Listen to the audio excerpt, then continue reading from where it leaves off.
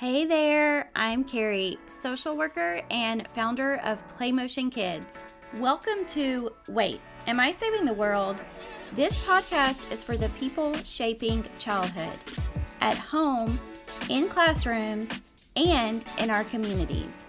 Around here, we talk about what it really takes to raise the next generation of change makers through conversations about child welfare and development, parenting, education, and everything it takes to show up for kids without losing yourself in the process. I'm so glad you're here. Let's get into it. Hey friends, it's Carrie, and I just wanted to hop on today to give you a little word of encouragement.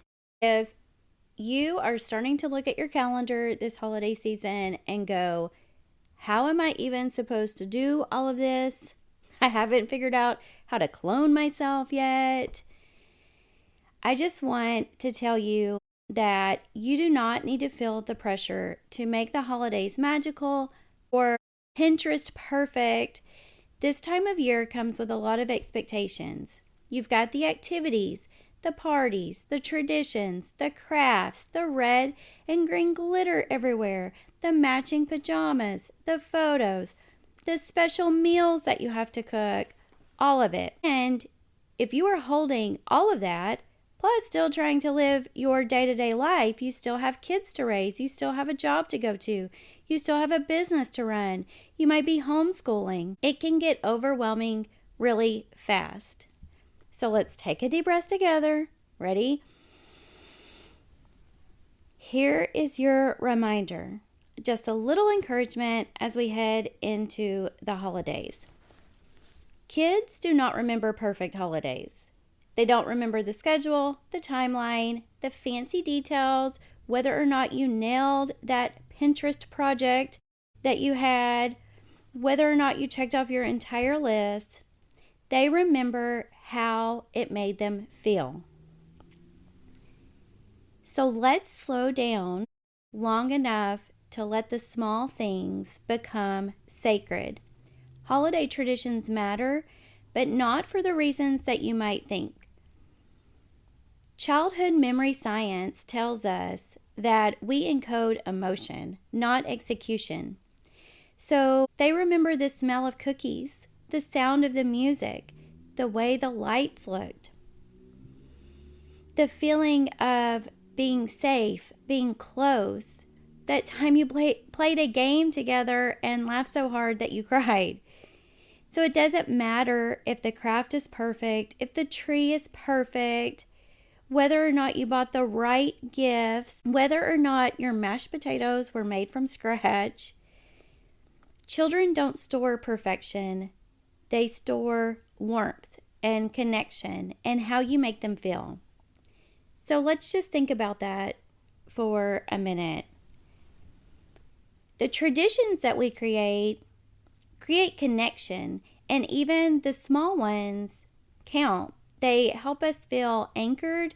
They help give us a sense of family. And these things matter so much more than elaborate plans. And these traditions can be super simple. I'm talking about you make hot cocoa and watch a Christmas movie. You cook breakfast together Saturday morning. You say a prayer together before bedtime. You always read one special book. But small things become big things when they are repeated with love. You don't have to add more. You don't have to do more. You don't have to keep up with what everybody else is doing. And here is one I especially love. You don't have to carry every tradition every year. So we start adding things and then we think we have to do all of them. And you don't have to do all of them. If nobody told you, by the way, you don't have to do all of them. Sometimes we bake cookies from scratch and decorate them. Sometimes we buy the ones from the store that are ready made and throw them in the oven. Sometimes we drive around and look at lights. Some years we don't. Some years we go to the Christmas tree lighting. Some years we don't. And that's okay. You don't have to do every tradition every year. You just need one or two that feel like you that feel like your family, that fill you up the most, that create that sense of connection and joy. And your kids are going to remember them so much more and with so much more affection than if you are running around trying to do 400 million things and you're doing it tired and stressed and overwhelmed. Oh my gosh, I feel for you. I know the pressure to do it all or to do what everybody else is doing, but sit with yourself for a minute and get in alignment about what feels good to you. If you are in a season of stress or grief, or there's just too much going on, you're in survival mode, holidays can amplify that. And so you don't need my permission slip, but I am giving it to you. It is okay to simplify. You can scale back, you can choose what matters most, and it does not diminish what you are offering for your family, does not diminish your child's holiday, and in some ways it might make it better.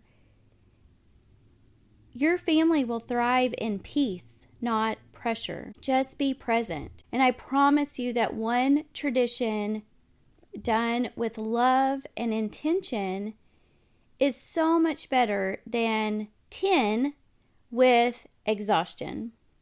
If we are yelling at everybody to smile, look happy, act like you like each other, we are not creating the holiday magic that we are really trying to and want to provide for our families.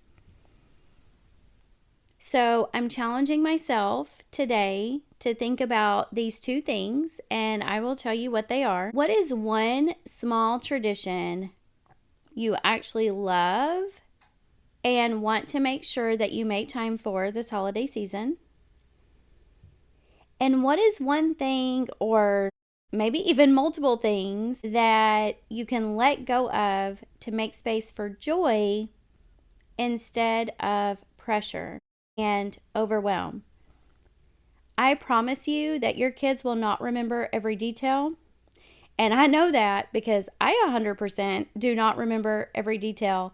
I will never forget at a work Christmas gathering one time, our boss said we should go around the table and tell our favorite Christmas present that we ever received as a child. And I purposely was going last because I do not remember a single present that I received at Christmas as a child, which got to be a little bit embarrassing because initially I thought, well, who remembers that? Because we think our own baseline is normal, right? Every single person went around the table and was able to tell what their favorite present was and why, an entire story behind it. I don't know. I didn't internalize that.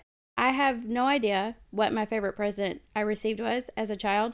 I know that I got them, but I do remember the holidays fondly because the house was decorated and we had special meals, or we baked cookies and we spent time together and we watched holiday movies.